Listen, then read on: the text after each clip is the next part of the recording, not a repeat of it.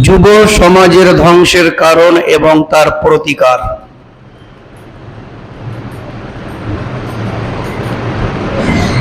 আল্লাহ পাক রব্বুল আলামিন আমাদেরকে সৃষ্টি করেছেন, মাতা পিতার মাধ্যমে আমরা এই পৃথিবীতে আগমন করেছি। আমাদের জীবনকালকে চার ভাগে ভাগ করা যায়: শৈশব, কিশোর, যৌবন এবং বার্ধক্য। এই চারটি সময়ের মধ্যে সবচাইতে তাৎপর্যপূর্ণ, সবচাইতে গুরুত্বপূর্ণ সময়কাল হলো বাল্যকাল এবং কিশোরকাল। বাল্যকাল এবং কিশোরকাল এই দুটি কাল যদি গার্জেনরা, পিতা মাতা এই দুটি কাল যদি তাদের সন্তানদের সংরক্ষণ এবং পরিচর্যা করতে পারে, তাহলে এই ছেলে মেয়েরা যখন যৌবনে পদার্পণ করবে তখন নিজেকে ধ্বংসের হাত থেকে সে রক্ষা করতে পারবে। কিন্তু এই দুটি কাল যদি অবহেলায় অতিবাহিত হয়, গার্জেনরা যদি তার দায়িত্ব পালন না করে, তাহলে এই ছেলেটা যৌবনে পদার্পণ করার সঙ্গে সঙ্গে পশুত্ব জীবনযাপন করবে, গরু ছাগলের মতো জীবনযাপন করবে। আমরা যখন বিল্ডিং নির্মাণ করি তখন নিচে তলা বেশি শক্তিশালী করি, কেন? যাতে করে second floor, third floor, fourth floor করা যায়, যাতে করে দ্বিতলা, তিনতলা, চারতলা করা যায়। কিন্তু যদি আমাদের গোড়া যদি দুর্বল হয়, যদি আমাদের নিচের ভিত দুর্বল হয়, তাহলে কিন্তু সেই দুর্বল ভিত্তির উপরে আমরা তিনতলা, চারতলা বিল্ডিং নির্মাণ করতে পারবো না, কারণ আমাদের ভিত হচ্ছে দুর্বল। অনুরূপভাবে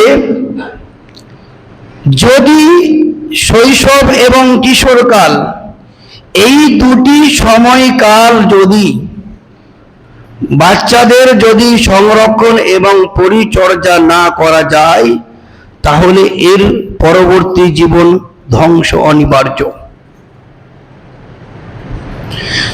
এই দুটি সময়কাল গার্জেনদেরকে দুটি পদ্ধতিতে বাচ্চাদের সংরক্ষণ করতে হবে। এক, তাকে সংরক্ষণ করা, আর দ্বিতীয়ত পরিচর্যা করা। আমরা যখন কোথাও বীজ বপন করি, সেই বীজ বিদীর্ণ হয়ে মাটি ভেদ করে একটা ছোট্ট গাছ বের হয়। সেই গাছের যদি আমরা সংরক্ষণ না করি, তাহলে সেই গাছটাকে অচিরেই গরু ছাগলে খেয়ে ফেলবে, বড় হওয়ার সুযোগ পাবে না। তাহলে কি করতে হবে? প্রথমত সেই গাছটির সংরক্ষণ করতে হবে, সেই গাছটাকে ঘিরে ফেলতে হবে। দ্বিতীয়ত সেই গাছের পরিচর্যা করতে হবে। গাছের গোড়ায় যেগুলো আগাছা আছে সেইগুলোকে উঠিয়ে উপড়ে ফেলতে হবে। যদি আমরা গাছের সংরক্ষণ এবং পরিচর্যা না করি, ওই গাছ কোনোদিন কিন্তু বড় হতে পারবে না। বড় হলেও আমরা তার কাছ থেকে ফল আশা করতে পারি না। অনুরূপভাবে ছেলেদের প্রথমত সংরক্ষণ করতে হবে। কিভাবে সংরক্ষণ করবেন? আমাদের পারিপার্শ্বিকের অবস্থা দেখুন। আপনার বাড়ির আশেপাশে যত পরিবার আছে, তাদের ছেলেমেয়েরা স্কুল কলেজে যাচ্ছে না, তাদের ছেলেমেয়েরা লেখাপড়া করছে না, তাদেরকে তাদের মা বাবারা শিষ্টাচার শিক্ষা দিচ্ছে না, আদব কায়দা শিক্ষা দিচ্ছে না। আপনার ছেলে আপনার মেয়ে যখন এই পরিবেশে মিশবে তখন তাদের সঙ্গে মিশে তাদের মতো হবে, এটাই স্বাভাবিক। কি করতে হবে? প্রথমত ওই ছেলেদের থেকে যারা স্কুলে লেখাপড়া করছে না, যাদেরকে মা বাবারা অবহেলায় লালন পালন করছে, তাদের থেকে প্রথমত নিজের ছেলেকে সংরক্ষণ করতে হবে। দ্বিতীয়ত শুধু সংরক্ষণ নয়, তাদের পরিচর্যা করতে হবে।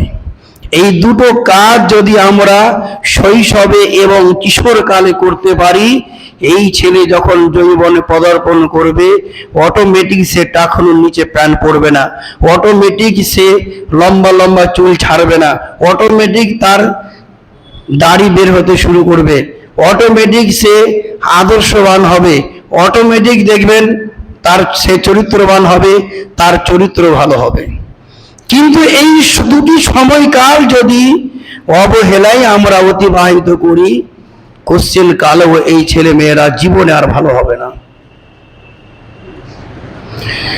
যুবকদের ধ্বংসের এটা একটা অন্যতম কারণ যে মা বাবারা শৈশবে এবং কিশোরকালে এদের তত্ত্বাবধান করে না, এদের সংরক্ষণ পরিচর্যা করে না। একটা কথা মনে রাখবেন, যারা সাইকোলজি নিয়ে পড়াশোনা করেছেন, মনোবিজ্ঞান, তাদের থিওরি হচ্ছে শৈশবকালে এবং কিশোরকালে বাচ্চাদের শারীরিক, মানসিক এবং জ্ঞানীয় বিকাশ ঘটে। বাচ্চারা শৈশবকালে, কিশোরকালে তাদের কি ঘটে? মানসিক, শারীরিক এবং জ্ঞানীয় বিকাশ ঘটে। এই বয়সে বাচ্চাদেরকে যা শিখাবেন, যা বলা শিখাবেন, যা করা শিখাবেন, যেভাবে লালন পালন করবেন সেভাবেই তারা লালিত পালিত হবে। যেভাবে মা বাবা যেভাবে মানুষ করবে সেভাবেই তারা লালিত পালিত হবে। এটা সাইকোলজি বলছে। ইসলাম কি বলছে? ইসলাম বলছে যখন আপনার ছেলে মেয়েরা, যখন কারো ছেলে মেয়ে জন্মগ্রহণ করবে, আল্লাহ রাসূল বলছেন মাউ উলিদা লাহু ওয়ালাদুন, যখন কারো কোনো সন্তান জন্মগ্রহণ করে, চাই ছেলে হোক অথবা মেয়ে হোক, ফালিয়ুহসিন ইসমাহু, সে যেন সপ্তম দিনে আকিকা দিয়ে তার ভালো নাম রাখে। ও আদাবাহু, এবং তাদেরকে যেন তারা শিষ্টাচার শিক্ষা দেয়, আদব কায়দা শিক্ষা দেয়। যদি উত্তম নাম না রাখেন, যদি বাজে নাম রাখেন, তাহলে ওই ছেলের উপরে নামের প্রভাব পড়বে। আল্লাহ নবীর যুগে একজন ব্যক্তির নাম ছিল হাসিন, চিন্তিত, সব সময় সে চিন্তা করে। আল্লাহ রাসূল তার নাম পরিবর্তন করে ভালো নাম রাখেন।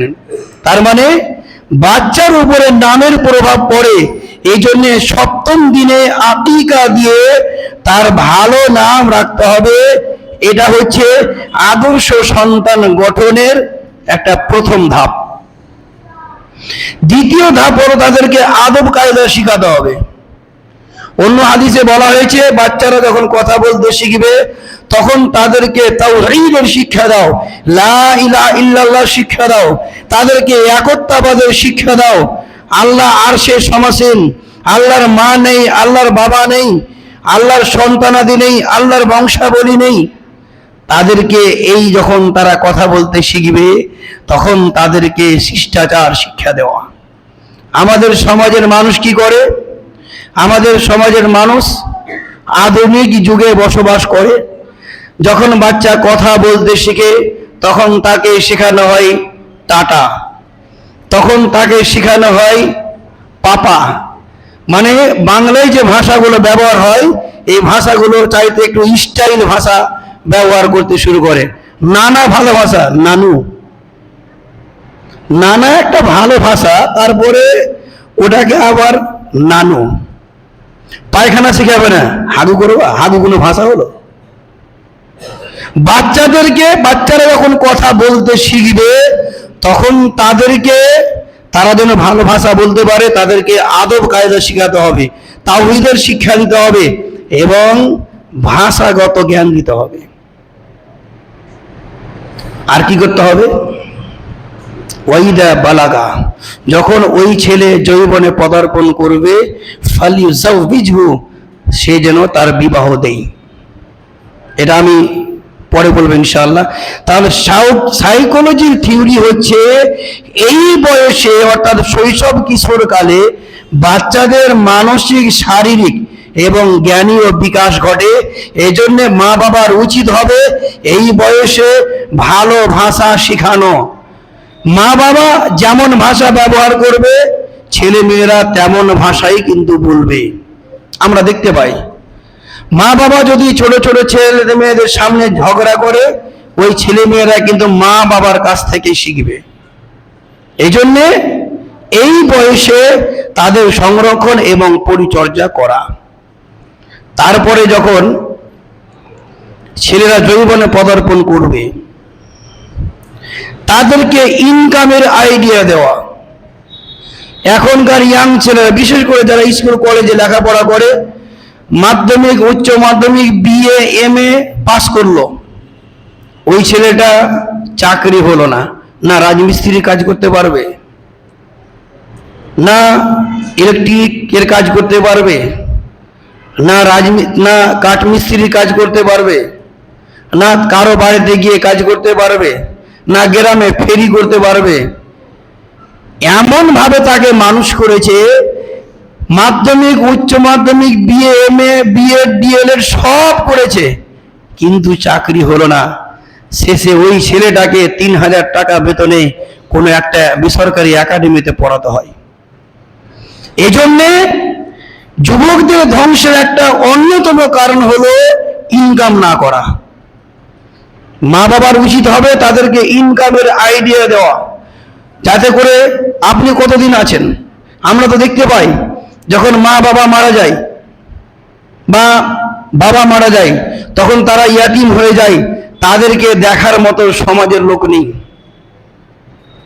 প্রথম কিছুদিন 1 বস্তা চাল দেবে, তারপরে আর কোনো খোঁজ খবর নেবে না। এই জন্যে মা বাবার উচিত হবে তাদেরকে এই লেখাপড়ার সাথে সাথে ইনকামের আইডিয়া দেওয়া। ইনকাম না করলে সংসার চলবে কি করে? একটা ছেলে সমাজে কি করে প্রতিষ্ঠিত হবে? ভারতবর্ষে দেখবেন যত বড় বড় কোটিপতি সব ব্যবসায়ী, সব ব্যবসায়িক, আর আমরা ছেলে মেয়েদেরকে ইনকামের আইডিয়া দেই না এবং ছেলে মেয়েরাও নিজে ইনকাম করতে শেখে না। যার ফলে দেখা যায় অনেক ছেলেকে আমরা দেখেছি বয়স 25, 30, 35, 40 হয়ে গেল, বিবাহ হচ্ছে না, কোনো ইনকাম নেই, কি করে বিবাহ হবে? তো উপযুক্ত বয়সে ইনকামের আইডিয়া না দেওয়া, এটা যুবকদের ধ্বংসের একটি অন্যতম কারণ। 3 নম্বর, উপযুক্ত বয়সে বিবাহ না দেওয়া। যুবকদের ধ্বংসের একটি অন্যতম কারণ হলো উপযুক্ত বয়সে বিবাহ না দেওয়া।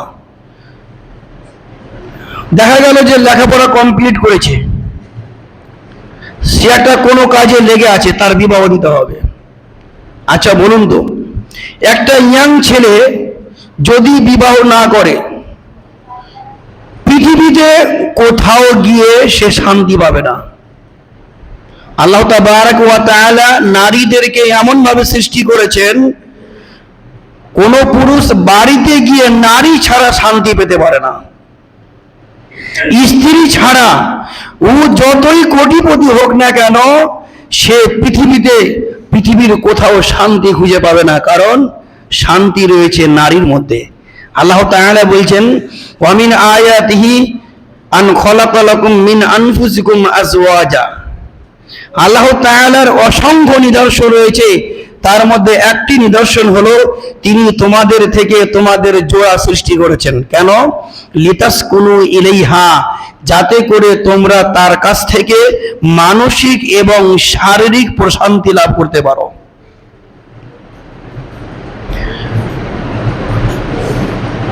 অনেক সময় দেখবেন পুরুষ লোকেরা যতটা টেনশন করে, নারীদের তো কোনো টেনশন নেই।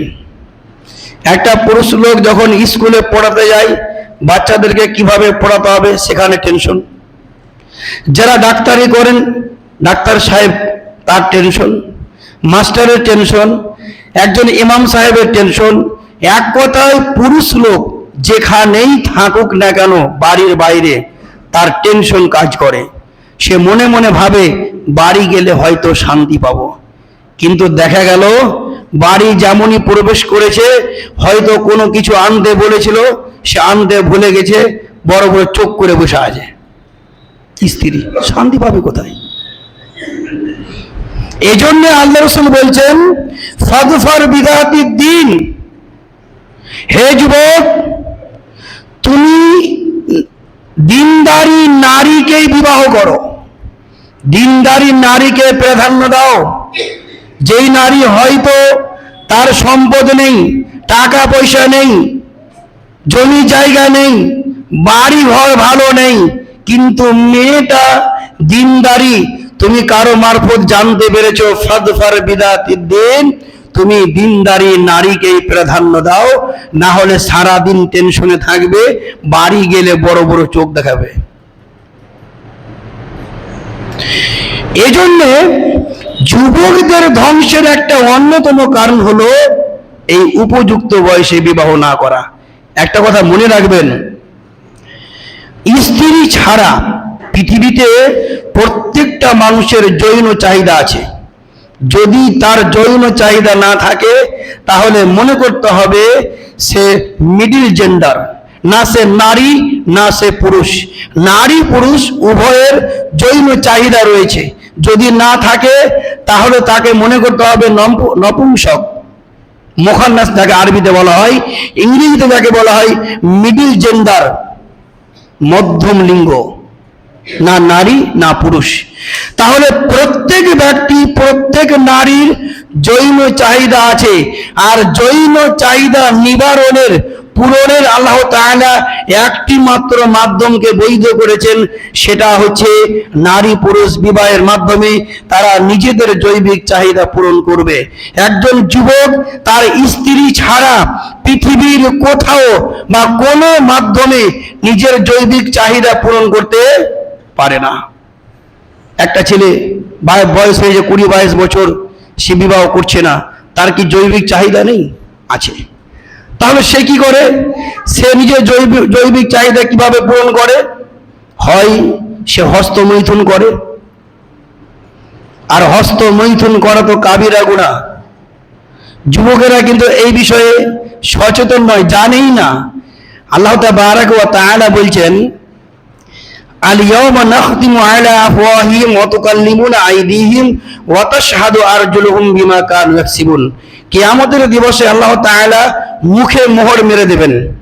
আল্লাহ তাআলা বলবেন, আল-ইয়াউম, আজকের দিনে, আজ, নাখতিমু আলা আফওয়াহিহিম, আমি তাদের মুখে মোহর মেরে দেব, স্টিকার লাগিয়ে দেব। ওয়া তুকাল্লিমুনা আইদিহিম, তাদের হস্তদ্বয়, তাদের হাত আমার সঙ্গে কথা বলবে। অতকাল্লিমুনা আইদিহিম, তাহলে আল্লাহ তাআলার সঙ্গে আমাদের হাতগুলি কথা বলবে। তাহলে হাতে কি করেছেন? হাতে যা করেছেন, হাত কিন্তু কিয়ামতের দিবসে আল্লাহ তাআলাকে বলে দেবে। এই জন্যে এই জাতীয়, এই মারাত্মক ধ্বংসাত্মক পাপে লিপ্ত হওয়ার পূর্বে এই নিজের জৈবিক চাহিদা পূরণ করার জন্য উপযুক্ত বয়সে বিবাহ করতে হবে। টাইম নেই, না হলে বলতাম যারা হস্তমৈথুন করে তাদের একটা অনেক বড় ডাক্তারি লিস্ট রয়েছে, অনেক ক্ষতির দিক রয়েছে। সিফিলিস, গনোরিয়া, এগুলো হচ্ছে মেডিকেলের ভাষায়। এই জাতীয় মানে ধ্বংসের সম্মুখীন হবে। এমনকি যখন সে বিবাহ করবে, তখন সে স্ত্রীর সামনে লজ্জিত হবে, যদি এই জাতীয় কাজের প্রতি সে অভ্যস্ত থাকে। যুবকদের ধ্বংসের একটি অন্যতম কারণ হলো উপযুক্ত বয়সে বিবাহ না করা। যুবকদের ধ্বংসের আরেকটি অন্যতম কারণ হলো আলেমদের সংস্পর্শে না থাকা। এর অনেকগুলো ব্যাখ্যা বিশ্লেষণ রয়েছে। আলেমদের সংস্পর্শে না থাকা যুবকদের এবং সমাজের মানুষের ধ্বংসের একটি অন্যতম কারণ। আপনি আমাদের এলাকা তদন্ত করে দেখুন, কোন মসজিদ কমিটিতে কোন একটা আলেম দেখতে পাবেন না, মাদ্রাসা কমিটিতে আলেম নেই, ঈদগাহ কমিটিতে আলেম নেই, কবরস্থানের কমিটিতে আলেম নেই। এই যে আলেমকে বাদ দিয়ে কমিটি করা, আলেমকে বাদ দিয়ে সংগঠিত হওয়া, আলেমকে বাদ দিয়ে সমাজে ব্যবস্থা গঠন করা, আলেমকে বাদ দিয়ে বিচার ব্যবস্থা গঠন করা, আলেমকে বাদ দিয়ে যা কিছু করবেন ধ্বংস অনিবার্য। এই যে দেখছেন মসজিদের লাইনগুলো ছোট ছোট, কেন? কোন আলেমের পরামর্শ নেওয়া হয়েছে? একটা মসজিদ নির্মাণ করবে, সেক্ষেত্রেও আলেমদেরকে তোয়াক্কা করা হয় না। কিভাবে বিবাহ দিতে হবে আলেমদেরকে তোয়াক্কা করা হয় না। ফেতরা কি দিতে হবে আলেমদেরকে তোয়াক্কা করা হয় না। সব সমাজের যারা দায়িত্বশীল তারাই মুফতি, তারাই ফতোয়া দেবে। একটা কথা মনে রাখবেন, দিন শিক্ষা করবেন কার কাছ থেকে? যার কাছে দিনের জ্ঞান আছে। এই কথাটা নলেজে রাখবেন। দিন শিখবেন কার কাছ থেকে? যার কাছে দিনের জ্ঞান আছে। একটা জেনারেল শিক্ষিত ছেলে আর একটা জেনারেল শিক্ষিত ছেলের কাছ থেকে দিন পাবে? কোশ্চেন কালেও পাবে না। আমাদের সমাজের মানুষেরা মনে করে, আজ থেকে 20 বছর আগে দেখেছেন, যে খুতবা দিতে পারবে, বক্তব্য দিতে পারবে, তাকে ইমাম করতে হবে। শুধু ইমাম নয়, তাকে দিনের ফতোয়া জিজ্ঞাসা করবে। মৌলভী সাহেব, এটা করা যাবে, ওটা করা যাবে, এটা করা যাবে। এই ইমাম সাহেব না জেনে ফতোয়া দিয়ে সে নিজেও পথভ্রষ্ট হয়েছে, জাতিকে পথভ্রষ্ট করেছে। আল্লাহ রাসূল সাল্লাল্লাহু আলাইহি সাল্লাম বলেছেন, এমন একটা যুগ আসবে যখন মানুষেরা ইত্তাখাযান নাস রুউসান জুহালান, যখন মানুষেরা মূর্খদেরকে নেতা বানিয়ে নেবে। ফাসইলু ফাফতাউ বিগাইরি ইলম, এবং জনগণ ওই মূর্খ নেতাকে ফতোয়া জিজ্ঞাসা করবে। ফাফতাউ বিগাইরি ইলম, এবং না জেনে ওই নেতা সাহেব ফতোয়া দেবে, উত্তর দেবে। ফাদাল্লু ওয়া আযাল্লু, নিজে পথভ্রষ্ট হবে এবং জাতিকে পথভ্রষ্ট করবে। আমরা 15 বছর লেখাপড়া করার পরে যখন কোরআন হাদিসের রেফারেন্স দিয়ে বক্তব্য রাখি, তখন জাতিকে কৈফিয়ত দিতে হয়, এতদিন থেকে করে আসি, এই নতুন নতুন কথা বলছে। এই যুগে, ইন্টারনেটের যুগে, যেই যুগে ইসলামকে বোঝা অত্যন্ত সহজ, অত্যন্ত সরল, এই যুগে প্রশ্নের সম্মুখীন হতে হয় যে মৌলভী সাহেব নতুন নতুন কথা বলছেন। যুবকদের ধ্বংসের একটি অন্যতম কারণ হলো আলেমদের সংস্পর্শে না থাকা। 10 জনের মধ্যে যদি একজন আলেম থাকে, অন্তত পক্ষে আপনাকে একবার না হলেও বলবে যে ভাই দাড়ি ছাড়েন, ভাই টাকনুর নিচে প্যান্টটা কাটতে হবে, ভাই নামাজ পড়তে হবে, ভাই জামাতে নামাজ পড়তে হবে, ভাই ফজরের 2 রাকাত সুন্নতের গুরুত্ব অনেক। সারা পৃথিবীর সম্পদকে যদি এক পাল্লাই করা হয়, আর ফজরের 2 রাকাত সালাতকে যদি এক পাল্লাই করা হয়, এই ফজরের 2 রাকাত সালাতের গুরুত্ব বেশি। আল্লাহ রাসূল হাদিসের মধ্যে বলছেন, ফজরের 2 রাকাত সালাত খায়রুম মিনাদ দুনিয়া ওয়া মা ফিহা, পৃথিবী এবং পৃথিবীতে যত খনিজ পদার্থ রয়েছে, যত স্বর্ণ চাঁদি রয়েছে, যত সম্পদ রয়েছে, এই যত আদানি মুকেশ আম্বানি থেকে শুরু করে নিয়ে এক কথায় পৃথিবীর সমস্ত সম্পত্তি যদি একদিকে করা হয়, এই ফজরের 2 রাকাত সালাতের দাম, মূল্য বেশি। এই কথা তখনই আপনি জানতে পারবেন যখন আলেমের সঙ্গে থাকবেন। যুবকদের ধ্বংসের একটি অন্যতম কারণ হলো আলেমদের সংস্পর্শে না থাকা। হাসান বসরি রাহিমাহুল্লাহ তিনি একটা প্রবন্ধ লিখেছেন আখলাকুল মুমিন, সেখানে তিনি লিখেছেন, ইখালাতুল উলামা লিয়ালামা, মুমিন যুবকেরা আলেমদের সঙ্গে মিশে কেন? লিয়ালামা, দিনের জ্ঞান শেখার জন্যে, জানার জন্যে। আলেম ছাড়া, যার কাছে দিনের জ্ঞান নেই, তার কাছ থেকে আপনি দিনের জ্ঞান পাবেন? দুনিয়াবি ক্ষেত্রে আপনাদের উদাহরণ দিয়ে বোঝাই, একটা মাস্টার অঙ্কে পারদর্শী নয়, একটা টিচার অঙ্কে পারদর্শী নয়, আপনি জানছেন, আপনি তার কাছে আপনার ছেলেকে অঙ্কে টিউশন পড়াবেন? পড়াবেন না, পড়াবেন না। যে ইংলিশে পারদর্শী নয়, যদি আপনি জানেন যে ক্লাস 8-এ সে ইংলিশ পড়াতে পারবে না, সে তো নিজেই ইংলিশ বোঝে না, আপনি তার কাছে ইংলিশ পড়াতে পারবেন না। দুনিয়াবি ক্ষেত্রে আমরা পারদর্শী, এই জন্য আল্লাহ তাআলা বলেছেন ইয়ালামুনা যাহিরাম মিনাল হায়াতিদ দুনিয়া ওয়া হুম আনিল আখিরাতি হুম গাফিলুন। তারা দুনিয়াবি বিষয়ে পারদর্শী, খুব পণ্ডিত। ওয়া হুম আনিল আখিরাতি হুম গাফিলুন, আর পরকালের বিষয়ে তারা উদাসীন, দিনের ব্যাপারে উদাসীন। সম্মানিত উপস্থিতি, যুবকদের ধ্বংসের একটি অন্যতম কারণ হলো আলেমদের সংস্পর্শে না থাকা। আর একটা কথা বলে বক্তব্য শেষ করব, যুবকদের ধ্বংসের একটি অন্যতম কারণ হলো কোরআন শিক্ষা না করা। আজকের অধিকাংশই যুবক কোরআন পড়তে জানে না। শুধু যুবক নয়, যারা বয়স্ক, যারা মধ্যবয়সী, তারাও কোরআন পড়তে জানে না। 50 বছর থেকে নামাজ পড়ছে, আত্তাহিয়াত মুখস্থ নেই।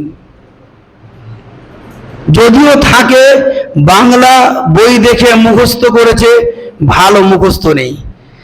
দরুদ মুখস্থ নেই, আল্লাহুম্মা বাঈদ বাইনি মুখস্থ নেই। 50 বছর থেকে নামাজ পড়ে আপনি কি করলেন? 1 ঘন্টা চায়ের দোকানে বসে সময় নষ্ট করেন, আর ইমাম সাহেবের কাছে আধ ঘন্টা আপনার সময় নেই কোরআন শেখার।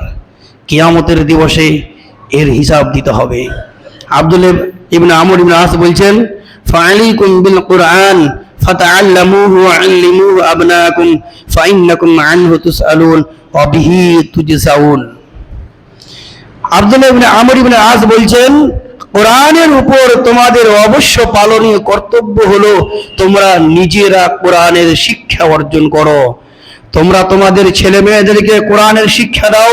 ফাইন্নাকুম আনহু তুসআলুন, জেনে রাখো কিয়ামতের দিবসে তোমাদেরকে এই বিষয়ে জিজ্ঞাসা করা হবে, এই বিষয়ে তোমাদেরকে প্রশ্ন করা হবে, তুমি কেন কোরআন শিখনি, তুমি ছেলে মেয়েদেরকে কেন কোরআনের শিক্ষা দাওনি। শুধু তাই নয়, আল্লাহ তাআলা রাসূল কিয়ামতের দিবসে আল্লাহ তাআলার কাছে অভিযোগ করবেন। ওয়াকালা রাসূল ইয়া রাব্বি ইন্না কওমি ইত্তাখাযু হাযাল কুরআনা মাহজুরা। আল্লাহ রাসূল কিয়ামতের দিবসে তার রবকে বলবেন, হে আমার রব, আমার এই উম্মত, আমার এই সম্প্রদায় কোরআনকে পরিত্যাজ্য গণ্য করেছে। মাহজুরা, আব্দুল্লাহ ইবনে আব্বাস বলছেন, কোরআন না পড়া, কোরআন নিয়মিত তেলাওয়াত না করা এবং তদানুযায়ী জীবনযাপন না করা, সবগুলোই কোরআনকে প্রত্যাখ্যান করার অন্তর্ভুক্ত। হিসাব করেছেন কিয়ামতের দিনটা কত কঠিন হবে? ছেলে মেয়ে, সন্তান সন্ততি কেউ কোনো উপকারে আসবে না। একটা কথা মনে রাখবেন, আমি আলিয়া মসজিদে মাঝে মাঝে বলি যে আমরা দুনিয়া নিয়ে ব্যস্ত, দুনিয়া নিয়ে মগ্ন। আচ্ছা, দুনিয়ার মেয়াদ, দুনিয়ার সময় আমাদের কতটুকু? ধরুন আমার বয়স 38-39 হয়ে গেল, যদি আমার ভাগ্যে লেখা থাকে 60 বছর আয়ু, তাহলে তো আমার পুঁজি মাত্র 20 বছর। যার বয়স 50 হয়ে গেছে, তার যদি ভাগ্যে আয়ু লেখা থাকে 60 বছর, পুঁজি মাত্র 10 বছর। এই জন্যে একজন মনীষী খুব গুরুত্বপূর্ণ কথা বলেছেন, যদি নিজের জীবনকে মূল্যায়ন করতে হয় তাহলে 3টি জায়গা দর্শন করো। 1, হাসপাতাল। হাসপাতালে যাও, তোমার শরীর সুস্থ, হাসপাতাল যাও। হাসপাতালে গিয়ে দেখো শত শত মানুষ, শত শত পেশেন্ট বিছানায় শুয়ে রয়েছে। কারো প্যারালাইসিস হয়েছে, কারো থাইরয়েড হয়েছে, কারো সুগার হয়েছে, কারো স্পন্ডিলাইসিস হয়েছে, এমন এমন রোগী রয়েছে চলাফেরা করতে পারছে না। মানুষের জীবন কতটা মূল্যবান, হাসপাতালে গিয়ে দেখো। এই জীবনের কত মূল্য, 2 নম্বরে তিনি বলেছেন কবরস্থানে যাও, কবরস্থানে তোমার মা শুয়ে আছে, তোমার বাবা শুয়ে আছে, তোমার দাদা শুয়ে আছে, তোমার দাদি শুয়ে আছে। তাদের হাত আমাদের মতোই ছিল, তাদের পা আমাদের মতোই ছিল, তাদের বডি আমাদের মতোই ছিল, তারা আমাদের মতোই কথা বলতো, তারা আমাদের মতোই খেত, তারা আমাদের মতোই তারা ইনকাম করত, তারা সেই কবরে শুয়ে আছে। আজকে যদি লাস্ট কবরটা, কবরস্থানে গিয়ে দেখো লাস্ট কবরটা, অর্থাৎ আজকে যদি 300 কবর হয়ে থাকে, 301 নম্বর কবর তোমার হতে পারে। এই জীবনকে মূল্যায়ন করতে হলে কবরস্থানে যাও। 3 নম্বরে তিনি বলেছেন নিজের জীবনকে মূল্যায়ন করতে হলে জেলখানায় যাও। স্বাধীনতা কি জিনিস বুঝতে পারবে। আজকে তোমরা দুনিয়াতে স্বাধীনভাবে জীবন যাপন করছো, নামাজ পড়লে টাকা পয়সা লাগে না, কোনো বাধা বিপত্তি নেই, ওযু করতে গেলে টাকা পয়সা লাগে না, কোনো বাধা বিপত্তি নেই, সিয়াম পালন করলে টাকা পয়সা লাগে না, কোনো বাধা বিপত্তি নেই। স্বাধীন জীবনের মূল্য কি জেলখানায় গিয়ে দেখো। সম্মানিত উপস্থিতি, এই জীবনকে মূল্যায়ন করতে শিখতে হবে এবং ভাবতে হবে। সময় শেষ হয়ে গেছে, আমি আর লম্বা করব না। আল্লাহ তাআলার কাছে দোয়া করব, আল্লাহ তাআলা যেন আমাদেরকে স্বচ্ছভাবে জীবনযাপন করার তৌফিক দান করেন। বারাকাল্লাহু ফিক।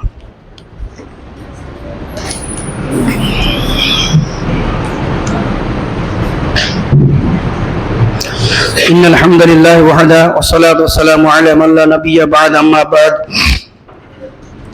أعوذ بالله من الشيطان الرجيم بسم الله الرحمن